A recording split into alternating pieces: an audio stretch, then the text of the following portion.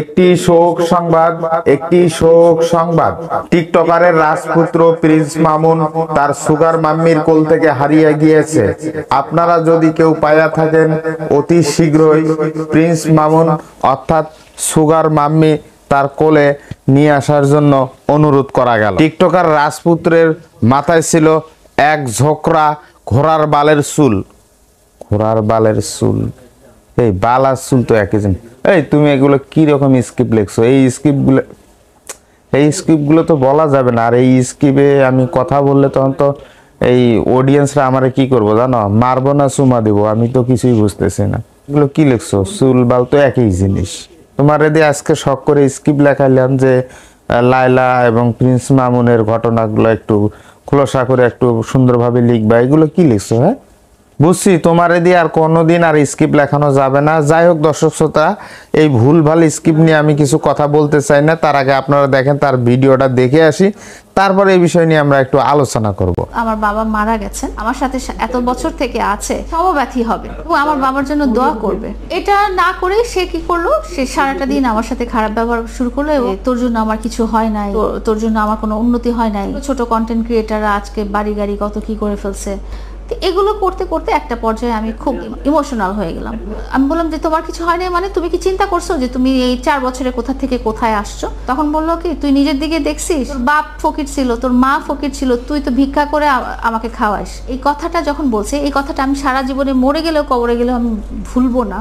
তার পরিবার এবং সে আমার বাবার জমানো টাকা দিয়ে তাদেরকে আমি তাদের পাশে ছিলাম। আমার বাবার তৈরি বাসায় বেডরুমে শুয়ে সে একজন আর্মি অফিসারকে কিভাবে কথাটা বলতে পারলো আর মৃত্যুবার্ষিকীর দিনে? যদি আমি তার বাবাকে নিয়ে বলতাম, তার মাকে নিয়ে বলতাম, সে আমাকে মেরে ফেলতো না? কোন স্ট্যাটাস? মামুনের 14 কেন 28 গোষ্ঠীর মধ্যেও তো কেউ আর্মি অফিসার ছিল না। তো স্ট্যাটাস জানারই কথা না। তারা কোন জায়গা থেকে আসছে, কিভাবে আমার স্ট্যাটাসে দিয়ে আঙ্গুল তুলে চালায়? কোনো আইডিয়া আছে যে আমাদের স্ট্যাটাসটা কি? তোমার জন্য আমি এত স্যাক্রিফাইস করেছি, তোমার জন্য আমি ফ্যামিলি ছাড়া হয়েছি, তারপরও তোমাকে আমি একদিনের জন্য ছেড়ে যাইনি। আমার কি জীবনে ছেলের কোনো অভাব ছিল? ও বলে হ্যাঁ, যে আসবে সে তোমার টাকা দেখে আসবে। কেন আমার টাকা দেখে আসতে হবে কেন? সবাই তো তোমার মতো লোভী না, চেহারা দেখায় আমি কনভিন্স করে সবকিছু হাতায় নিয়ে তারপরে চলে গেলাম। সবাই তো এরকম না। আমার একার স্ট্যাটাসের সাথে মামুন তোমার 28 গোষ্ঠীরও স্ট্যাটাস মিলবে না। সেখানে তুমি কোন হিসাবে আমার বাবার মৃত্যুবার্ষিকীর দিনে আমার বাবাকে পয়েন্ট করে বলো যে তোমার বাবা ফকির, তোমার মা ফকির, তুমি ভিক্ষা করে আমারে চালাও? আমি কোন দিক দিয়ে ভিক্ষা করে চালাই? তুমি কি জানো আমার মান্থলি স্যালারি কত?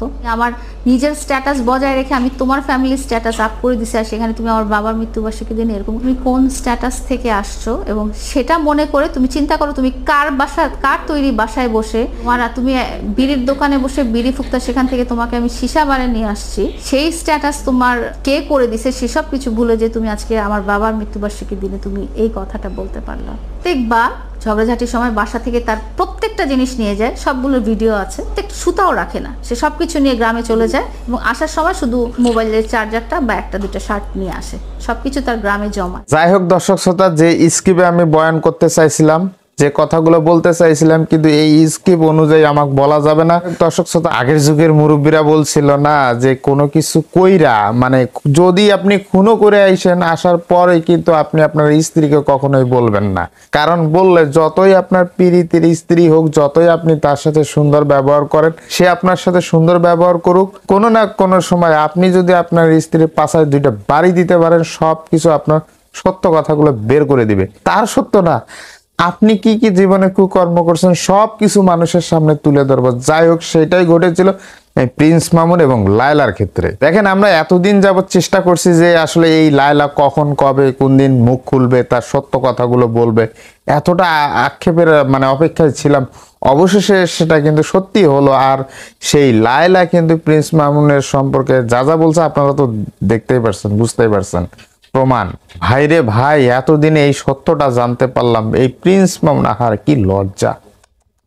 নিজের বইয়ের অর্থ খাইয়া, তার ধোকা দিয়া গ্রামের বাড়িতে নিজের বাবা মা, পরিবার, জমা জমি ইত্যাদি ইত্যাদি সবকিছু করছে। অবশেষে কিনা এই লায়লারে ছাইরা সে চলে যাইব?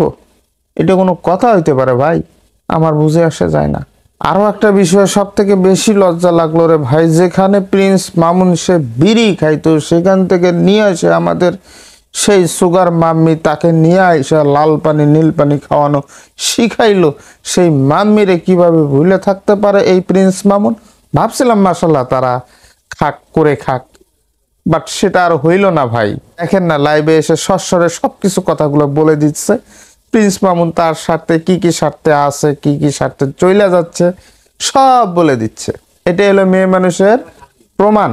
যাই হোক, আমি সর্বোপরি একটা কথা বলবো, সুগার মাম্মি লায়লা, আপনি আপনার মানে ছোট মানুষ তো, প্রিন্স মামুন ছোট মানুষ, ভুল ত্রুটি হলো ক্ষমা দৃষ্টিতে দেখবেন, দেখিয়ে আবার সুখে শান্তিতে সেইভাবে চলবেন। আর মাঝে মধ্যে এরকম কিছু ভাইরাল কথাবার্তা বলবেন, আর খুব দ্রুত ভাইরাল হবেন, এতে আপনাদেরও লাভ আমাদেরও লাভ।